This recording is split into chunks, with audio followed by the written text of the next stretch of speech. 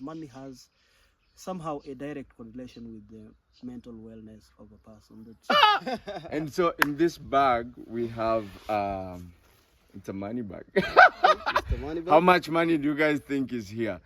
So, most of us guys have always been enthusiastic about money making and the getting of money, right? Yeah, but when it comes to real conversations about money. Yeah, we started by stealing pens in high school. He actually taught me how to be stealing people's pens. Ladies and gentlemen, welcome to another one. Benji Wandera from Busia. Ajele, Nimluya, Nimjaluo. A good play. Empower communities living in rural areas, particularly in Kenya, by creating an enabling environment.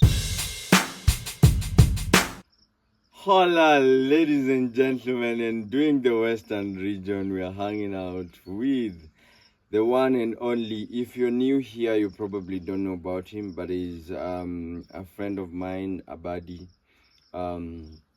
We grew up together in Kibera. We went to the same high school, and we've kept our relationship going for quite some years. Yeah, we started by stealing pens in high school. He actually taught me how to be stealing people's pens and how to be breaking into people's lockers. Thanks to God, you're not a professional gangster. And we thought we'd end up as thieves. Actually, there's one of the teachers who told us that you, Victor, you're the demon of this class. You will never succeed in life. To now, making an impact and actually now treating people in the community to the best of services, actually.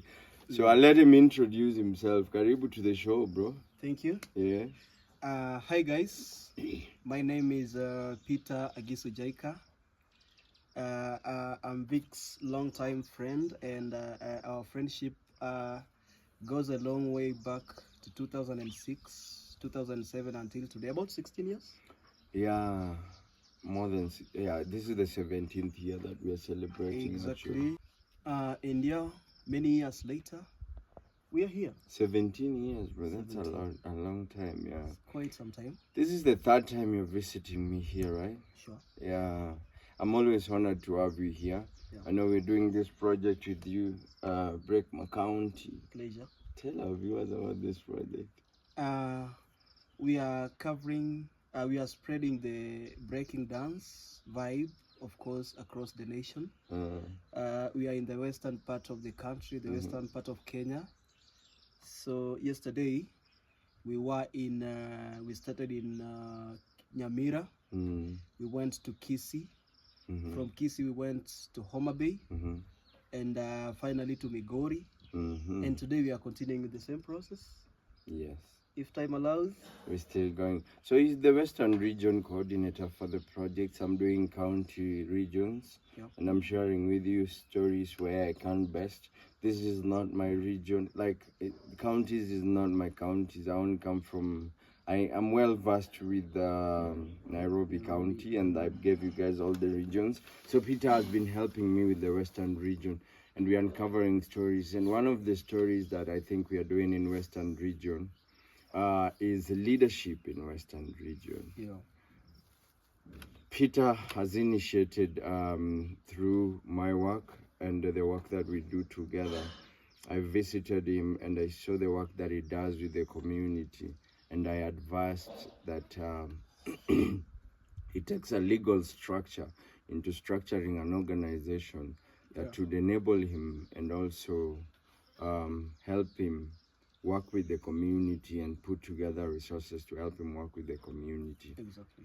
Yes, so tell us about the organization. What is the name of the organization? Where is the organization based? Yeah. So our organization is called INGO, Empowering Villages CBO. We are based in the western part of the country, particularly Vihiga County. That's where we are centered at the moment. And in the long term, we have a vision of spreading up, or rather growing up into a bigger organization, a bigger NGO, non-profit making organization that is going to help our people in the rural setting realize their social and economic potential. You heard from yourself, for yourselves, guys. These are the, for me, I think seeing leaders, especially young, experienced leaders who have experience in life and also see a future for tomorrow, not by just waiting for the government, but exploring opportunities and breathing them to the young people. Why the rural area? For Ingo. First of all, let's start with Ingo. Ingo, what is the meaning of Ingo? Ingo is it's actually a Luya word.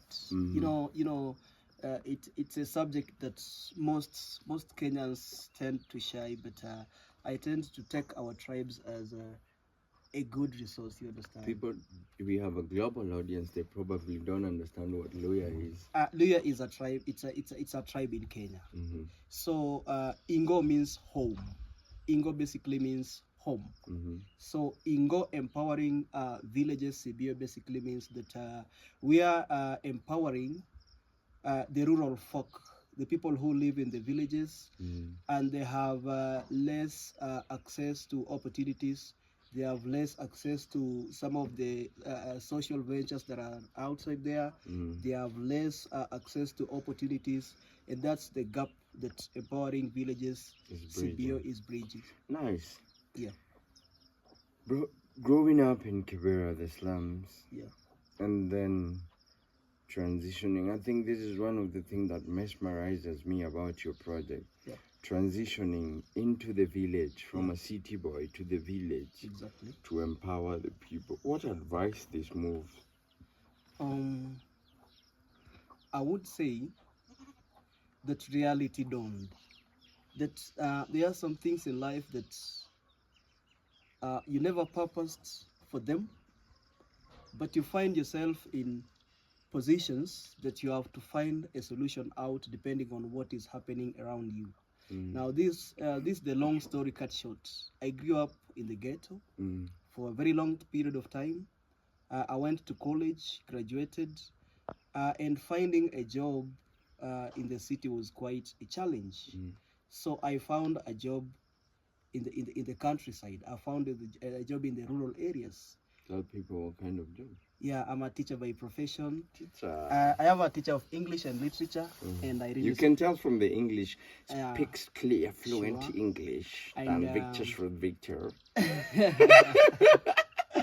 So I do specialize in literature.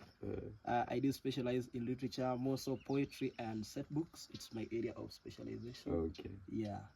So coming back to the village, I discovered that should I blend with the village vibe? Actually, it's a good combination of the ghetto vibe and the village vibe brought together. It's just good. Yeah, and then I discovered that again, people are quite struggling with poverty in the village. And sadly enough, also I discovered that the poverty is in the mindset. Yeah, as much as they cannot control some things that happen to them, their mind is also locked. So I sat down and thought about how I can impact about these rural folks, how I can encourage them to jump out of the pot of poverty, how I can encourage them to change their line of thinking, so that at least we can upgrade our level of lives, and rather maybe the way we do things to a better form. And that's why the idea came into conception. You guys ask what inspires me and what keeps me going. I think I also draw inspiration from a lot of young people, especially from Kibera slums. We started with that series, and you understand the situation in Kibera. And which village? The village you grew up in is Lindy, Not Lindy. It's called Mashimoni. Mashimoni, where we did the story of that young guy who was gambling, if you guys remember. Gamble was one of the biggest things. You are a gambler. I overcame it, man. By the way, let's talk about it. So now we have somebody who's going to go and lead that young person who's stuck in gambling. Yeah. We'll do a follow-up story Yeah. when he comes to Nairobi for the finals of Breakma County, Sure. where we'll be bringing different leaders from different counties for the final forum. Claire, I hope you're happy. You can be part of the project. Just write me an email and then ask how you can be part of it, or suggest how you can be part of it. Some of the topics, if you've been following closely, I know Claire, Susan, Nadia, Sibeso, mention them. We're going to mention you guys when we hit the 3,000 or 4,000 subscribers. But please share your comments. I've been really getting a lot of insights from you guys and appreciate them. My email is down there, so write that. Yeah. Tell us how you overcame gambling, bro. Because you are a gambler. A bad one. So, I think gambling has two faces that I would like to mention. The first one is the good one. And the other one is the bad one. They show you. Yeah. So they show you the good one. Yeah. So the good one is basically the winnings. Huh?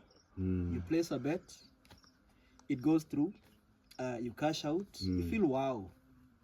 The bad side is that you stake, you lose, and no one in the world cares whether you staked rent money, whether you staked your money for lunch, for breakfast, school fees. No one really cares.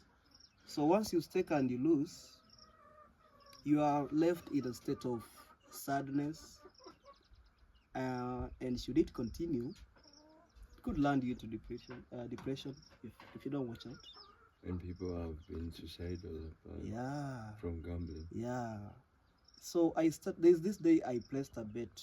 I think it was with 49 Kenya shillings. So you're sharing with us your worst experience? The best. Okay, the best. The best turned worst. Okay, thank you very much. So I staked 49 shillings. It won me 300. That's $3. Yeah. I did double the odds, gave me 600. 600. I staked everything, gave me 9,600. From about a half a dollar, yeah, to $3, yeah, staked to $6, sure, and then all of it staked to $90. Yes, it didn't stop there. Interesting. The 9,600 Kenya shillings, I also staked all of it, $90. And it won me 15,000. At this point, what were you thinking? At 15,000? No, I think I was emotionally stable because I didn't grow any goosebumps. But yet I had the larger picture that gambling is the real thing. It started to behave. It had started behaving for me. That's what I wanted to hear. Okay, from $90, yeah, almost double, $150, yeah. And then I discovered that life can be good. So I cashed out. Don't tell me you staked. I cashed out 5,000 Kenya shillings. Okay, that's $50. Yep. So he's left with $100. Yeah, and in my account, I was left with 10,000 Kenya shillings. That's $100. Yeah, so I think it was well. So like the 10,000 Kenya shillings, I'd look for odds of a maximum of 1.20 odds and stake it. What is that? I think that when you stake 1.2 odds with 10,000, you are basically guaranteed of getting 2,000 Kenya shillings a day. So that was the deal. For how many days? A single day, a single bet. So $20 every day? Yes. Wow, okay. So that continued until I had 48,000 in my betting account.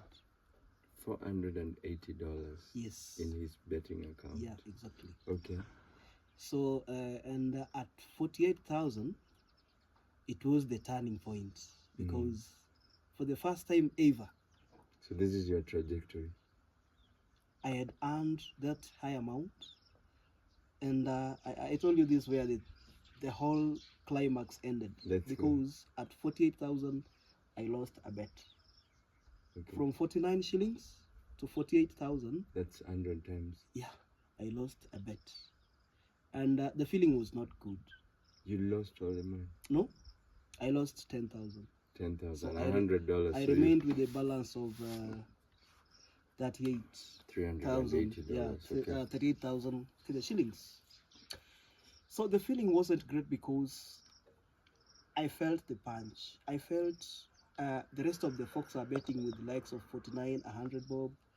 But I'm gambling at a very high league, you know. Then I was like, what if they did that to me 3 more times? You lose all the money. All the stake. It meant I could not have any. At the same time, I don't have any job. I'm in the city, I'm in the ghetto. I need to feed, I need to do Pay rent. Yeah. And you are also taking care of your family. Exactly. Remember? Yeah. So I did the second one and I lost because I had the adrenaline, you know. I've just lost 10,000. I need to follow the bet back and show them. Yeah. So you're moving impulsively. Yeah. So I lost one more time, so I couldn't continue. And I can remember, I don't like talking about depression, but I almost fell there, but I didn't get depressed. But I felt, should I continue betting? That was the way. So I corrected myself very swiftly and withdrew the remaining amount to my M-Pesa. Of $180. Yeah. And I think that was the end of my gambling session. But you didn't lose. I didn't lose, but the effects of losing a bet on your mind, especially if you had expectations, I think it's very devastating. So you stopped? I did stop from that very day. Okay. Yeah. Have you been tempted to be going back to betting? Severally. When you think about the few hundreds that you got, but then what keeps you from not going back? I think I fear being depressed.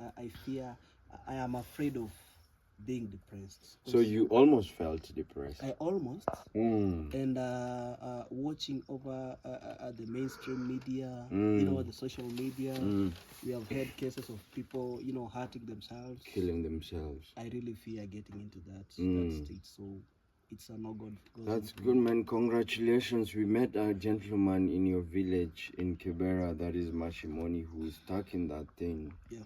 Yeah, and he was open about it. He wants to quit it, but he can't. He's really struggling to do it. Yeah. Well, now, back to Ingoho. Ingo. Ingo. Yeah. There is Ingoho and Ingo. Yeah, there's a difference. Yes. Tell us the difference. Ingo is village from what I get. Yeah, like I said before, Ingo is village, and then Ingoho is a chicken delicacy. So actually in my tribe, my ethnicity, you know, our favorite meal is chicken. So you mentioned Ingoho, you are not off the key. Yeah. The vibe flows. Yeah. So chicken is the favorite delicacy for the Luya community. For me, I think for a young person, when I came back here and I learned about you being there, I remember I drove all the way and came to your village. Big up. Yeah, and for me, coming to your place, I already had started projects here, but I think it was a stimulant. It was a gear that has geared me towards doing more projects here. So thank you very much for your inspiration. Anytime. But I saw everything that you're doing. Yeah. Farming being one of them. Not a lot of young people venture into farming. Yeah. But when I saw what you were doing, I was like, with the fear that I had in investing in farming and not actually starting it, you gave me the confidence to be able to start it. Yeah. And so I know you're guiding me into farming and to doing a lot of things, as well as I'm guiding you to do a few things. Yeah, sure. When is it that you saw an opportunity in farming and the work that you do with Ingo? Okay. So I've just landed from the city back into the village. I do not have a house in place. Congratulations, this guy has a very nice house. At least for now, but by then, I didn't have a roof under my head, but I had a family. I have my spouse. I have my children. I have Innocent. Him. Yeah. I have the two. You actually got Innocent while you were in high school. How old is your son? I know, but this is an inspiring story. Yeah. There are a lot of deadbeats dad in the village, in Nairobi, that give birth to kids and abandon them. And I've seen you want to guide your son to who he is right now and who he's becoming. And I think that's a big thing. Some of us, if we had our father, I know my father would be there, but he died when I was a baby. Sorry about that. Yeah, but I know the impact that fathers play in, not all of them, but they play in their sons' life. Children generally. Yeah, and I think that is one of the things that really inspires me, despite all the challenges. You've been able to be there and just fight for him. Thank you. But let's get into Ingo. As you were telling us, you landed into the village, no roof under your head. Yeah. So I had to stay in my mother's house for a little bit. And you see, in our culture, you see a grown-up man with beard sleeping under the mother's roof. Looks very ugly, man. So no one tells you directly. Talk to me directly, bro. No, it doesn't talk to me directly. Doesn't look good, man. Well, I'm building my house. Congratulations. Thank you very much. But I get what you're saying. If you're gonna talk in this show, don't take corners. Talk to me directly. So, I felt the urgency to have a house, of course. And when the house was complete, I checked around. I have some piece of land idling there. No one is doing any farming. There's good rains. There is almost everything. So why not? So your late dad left you with land enough? Yeah. At least I can. Something, yeah. Yeah. Okay. Exactly. And so you started farming. I started farming. Of course, I'm doing crop farming. I'm doing maize. I'm doing African leafy vegetables. And I'm doing poultry. I'm doing poultry. Yeah, which is also my area of interest, big time. Yeah. And I know now you started rearing poultry for Victor's with Victor house party. Yeah, coming up. Yeah, I'm looking forward to that. Absolutely. What is the mission, or rather, what is the goal of Ingo empowering villages? Ingo empowering villages is basically we are looking to empower rural communities in Kenya. We are looking to empower the rural community in Kenya by creating an enabling environment for them that is going to help them to grow socially and also economically, and we hope it gets to the highest level. I'm really hoping that from the sub-county organization we are having, I'm really hoping to spread the wings to across the region, and if God allows, who knows, we could grow nationally. It's my dream, man. Great. Yeah. Stop, cut. So you're gonna read this. So our mission as Ingo Empowering Villages CBO is to empower communities living in rural areas, particularly in Kenya, by creating an enabling environment for them to grow socially and economically. And in that respect, we are basically talking about social development and of course economic development. That's very unique actually to a setup where we are, where people don't understand the need and the urge for social and economic development. Talking of economic development, money is an area of my interest, and my vibration talking about money is very loud and very straightforward. I'm tapping into it nowadays. Okay, and what exactly are you tapping into? The aspect of money. Remember to have money. and I feel mad energy within me, man. When this guy says remember to make money, and then I touch my pockets. Oh my. I don't feel good that I don't have enough money. What was your first understanding of this campaign when I started it? Okay, I met it first on the socials. So sometimes, when someone talks of money, okay, people tend to misinterpret it. Right. like, firstly I took it like, hey, Victor has some money, so he's showing it to the world, yeah. Thank you very much. I appreciate that honesty, bro. Yeah. So, but the longer you said it, I said it for quite a while. Yeah, the longer you said it, the more I felt the urgency, because honestly, it's not good to beg. I don't like begging. I don't like telling you, like, give me some money. It feels rather uncomfortable. I know this with you. I don't like so. Even from school. I don't like it. You're too proud. It's not a part of me. You're too proud. Yeah, so Western men. I was feeling the message. And it was affecting me directly. But again, how do I get this concept? How do I get that money without necessarily being a beggar? You know? That's a good question, and that's a good starting point. Yeah. For me, that's the conversation I wanted to strike when I started having this campaign. And I thought this was a well-curated campaign, by the way. Yeah. And I've said this enough and enough. One, Instagram threatened to block me and get rid of my account if I continue that campaign. Reason, I don't know. Okay. But we probably can tell why. Yeah. You understand? And you see because I ran it for quite a while. I was posting it everywhere. Yes. And the second thing is a number of my friends who misinterpreted this campaign blocked me. Yeah. On both social, WhatsApp, and I'm cool with it. Yeah. Because I understand where we are and where we are from, and the money perspective that we've been given as a people and as young people in Africa. Sure. Your first interpretation of this campaign, that's what I want to get. Like I said, firstly, it came out negatively, but I noticed you are so resilient with the videos. You couldn't stop posting them. So, okay, like on TikTok, admit it. You know you're my friend, right? Yeah. I'd give you a like.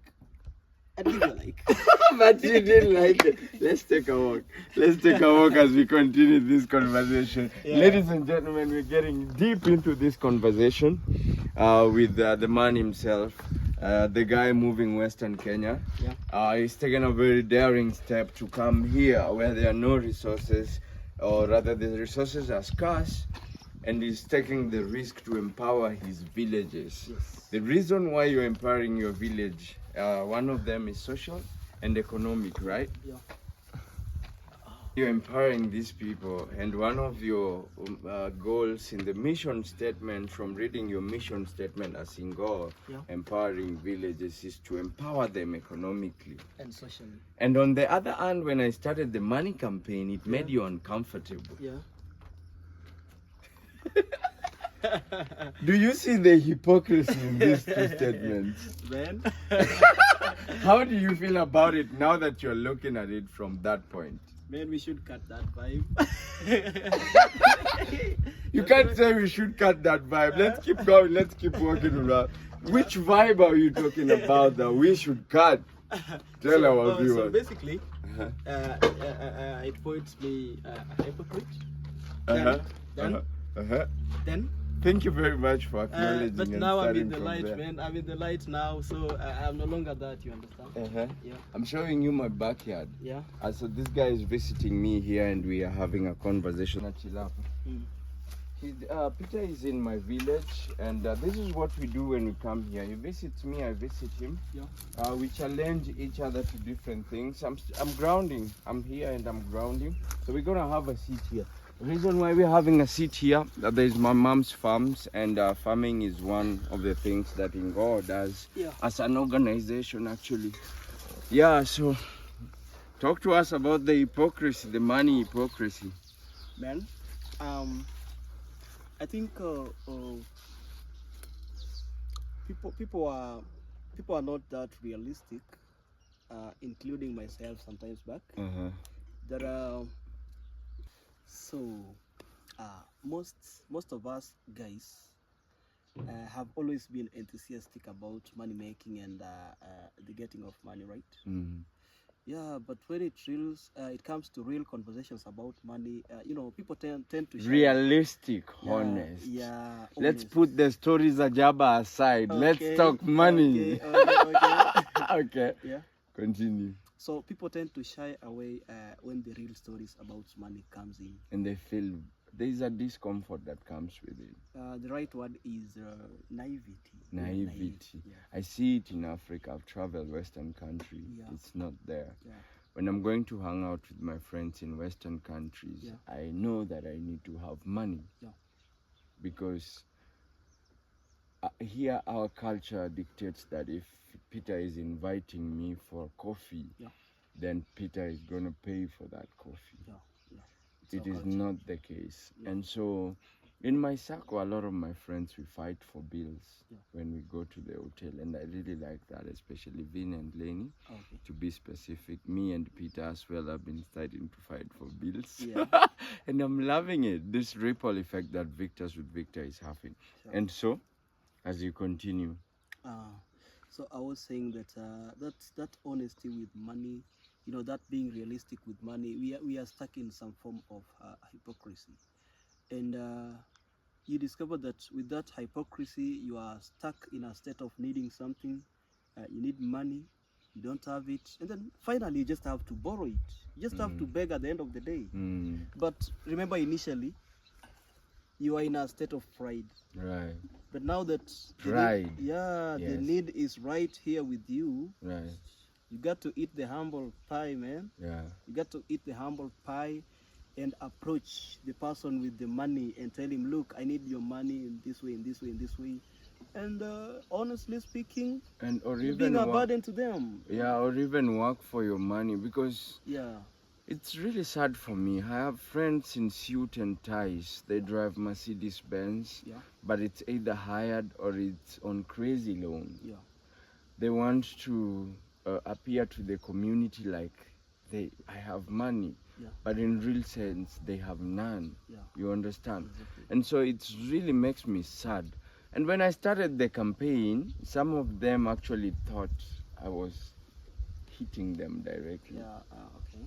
It's like you could tell from how they were even looking at me. Yeah, it's like, the face value. Yeah. But you see, my campaign, the Remember to Have Money, was a genuine campaign. Yeah. Out of a very genuine concern, from a place of not having money to a place of being able to take care of my needs, or even eat what I want, when I want, or where I want. Sure. And so eventually I hope they understand, like you've eventually understood. I imagine if this guy continued being naive or even judging me, we would not be continuing doing this mega project. We wouldn't be here right now. But think about how many people that I potentially could have partnered with and decided to block me. I am not following them because this is the end of it. And that told me so much about you, because if I said something offensive, if you said something offensive to me, I would want to really understand why you said it and explain to you how it makes me feel, because genuinely you are my friend. Sure. But if I judge from what you say and I don't really express to you my feelings or my impressions about it, not cool at all. You understand what I'm saying? And this is not a perspective that we've had as African young leaders or even as African young people. Yeah. What is your take on money? I think. What is money for you? I would say that money is everything, if not everything. You know, it's everything, if not everything. What I mean. Explain that. What I mean is that you pretend that you don't need money. Okay, sooner or later you need it. And the sooner you need it and you don't have, the sooner you become a burden to anyone, to the next person that has money. The sooner you kill yourself. Yeah, so, and that is my actual reason for starting Ingo Villages CBO. Because you find that being a teacher, maybe employed by the government, the community have so much expectations. Expectations. There are so many on you. the families at the back. I heard you talk of black tax. Black tax. Yeah, there are guys about hundreds behind you. You know, they know you have a job, but they also don't remember that you have a family to take care of. They also don't remember you have this, you have that to address. You know, so depending on other people for financial assistance, much as we may feel entitled, we become a nuisance to them in the unknowing. We are a nuisance to someone. We are not aware. We believe it's all okay, but you know.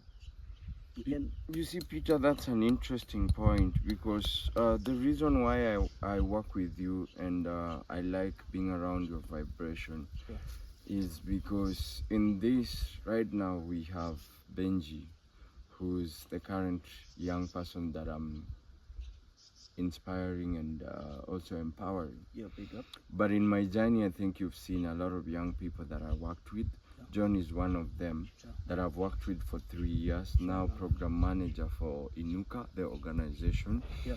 But my thing is, I want to continue being part of Ingo, because now I'm a board member for Ingo, the organization.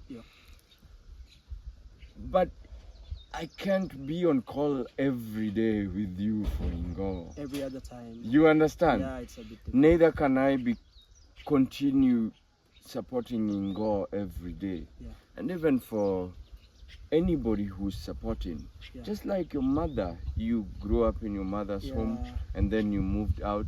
Then when you came to Western, you just mentioned you slept under her roof, but then now you are under your roof.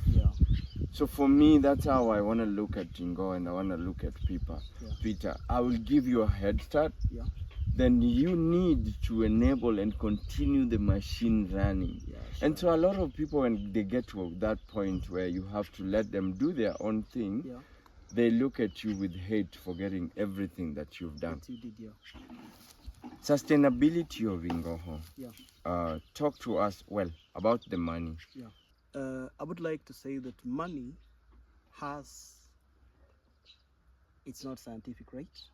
It's my thoughts, it's my hypothesis, and I have a feeling it's true that money has somehow a direct correlation with the mental wellness of a person. That a person without money is less mentally stable, other factors being constant, because you know, the moment you wake up in the morning, you are not able to provide for your kids simply because you do not have money. Trust me, your mental wellness is not in order. This is a correct hypothesis. Yeah, so another morning you wake up, you don't have enough transport to take you to work.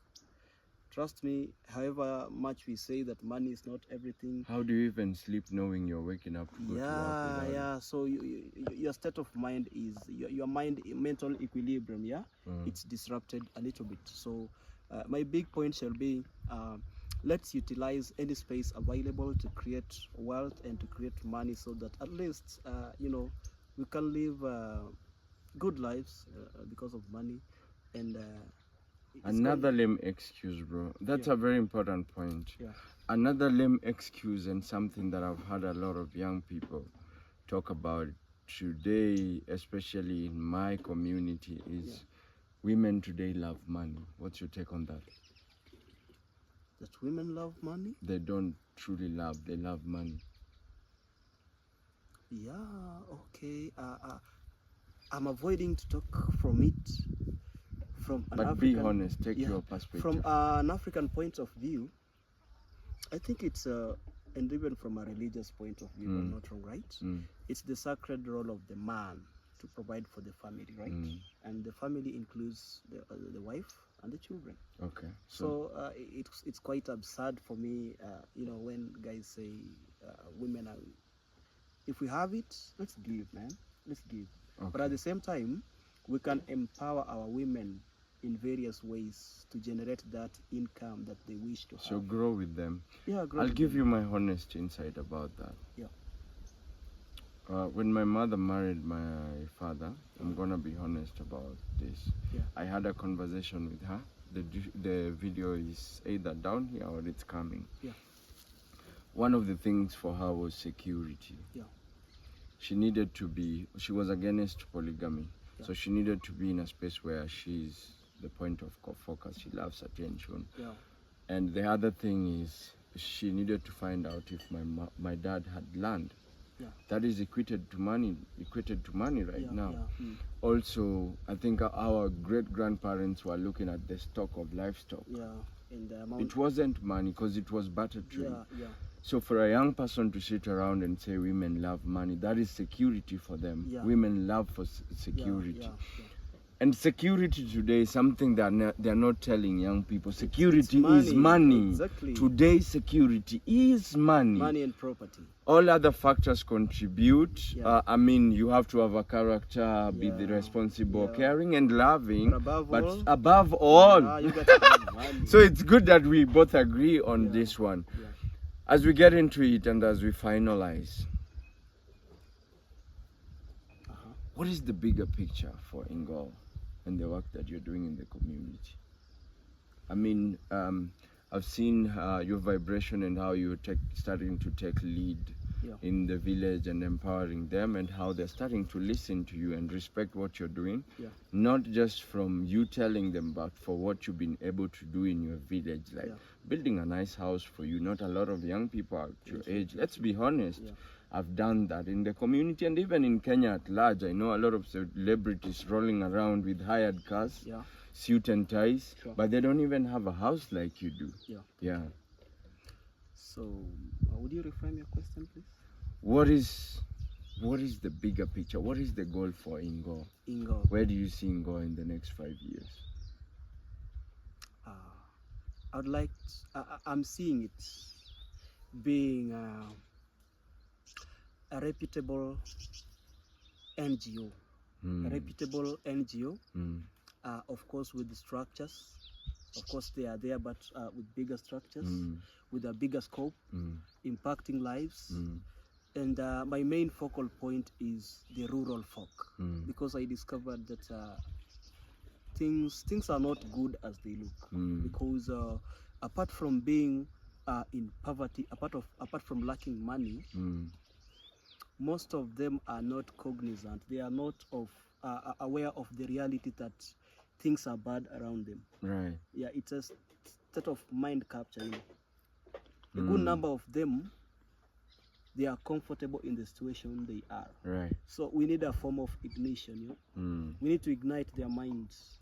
We need to ignite their imagination. We need to get them from the realm, the world they are in, because you see the globe is moving. No one cares whoever is remaining back. No one cares.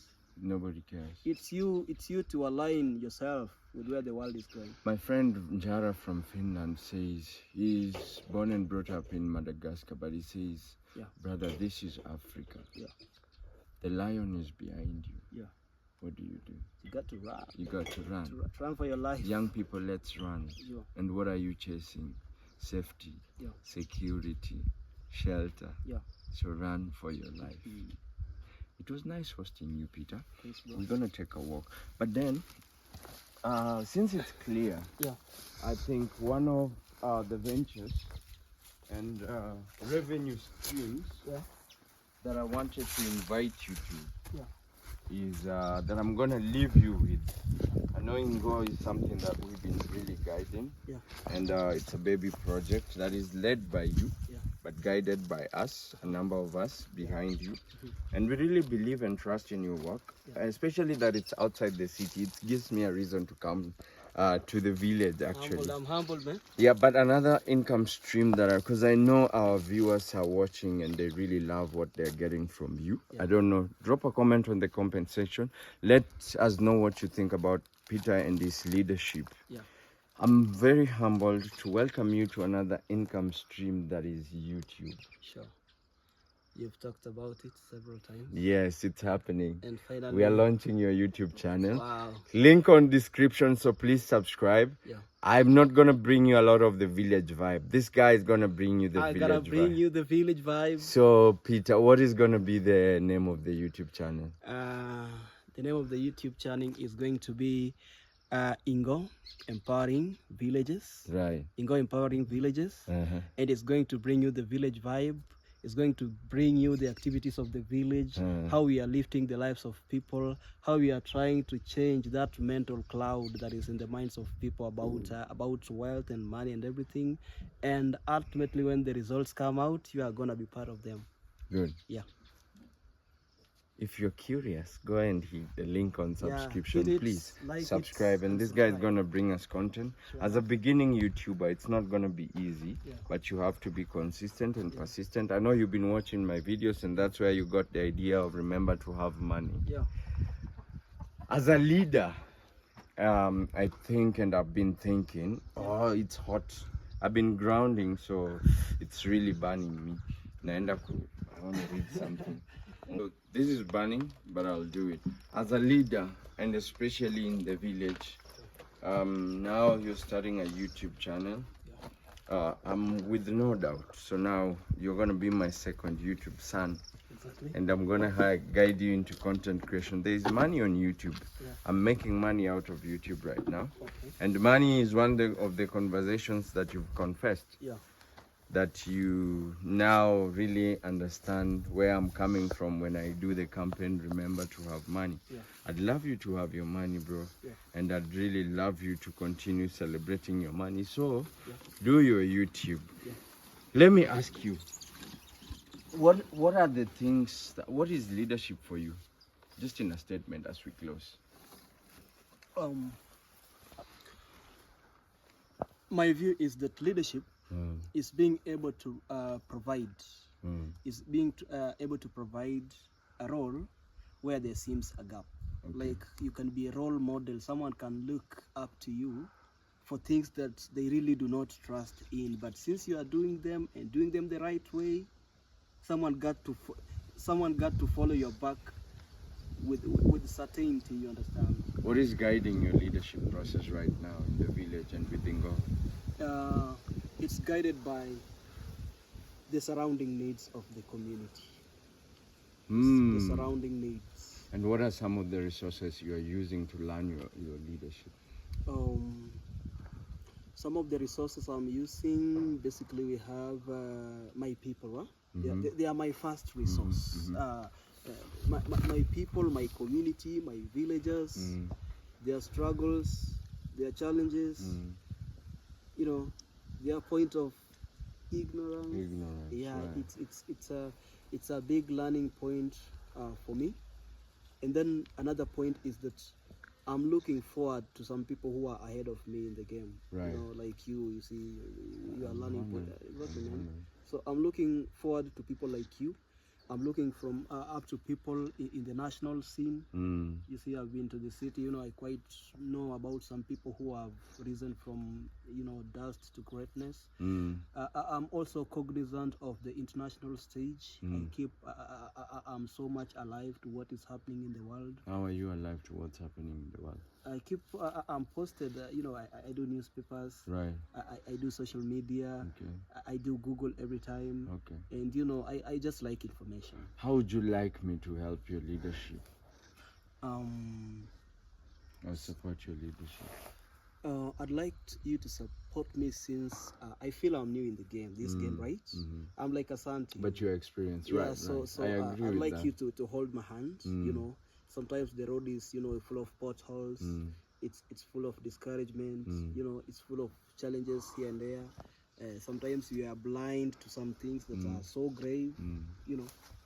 So you being there, I'd like you to help me as a leader and us as a group, at least not fall into those potholes that you did fall into, Ben. Yes. I don't want to go to. We're not making the same mistakes with you as we made. Sure. And so, for me, I know what I want to do with you, but as we speak here,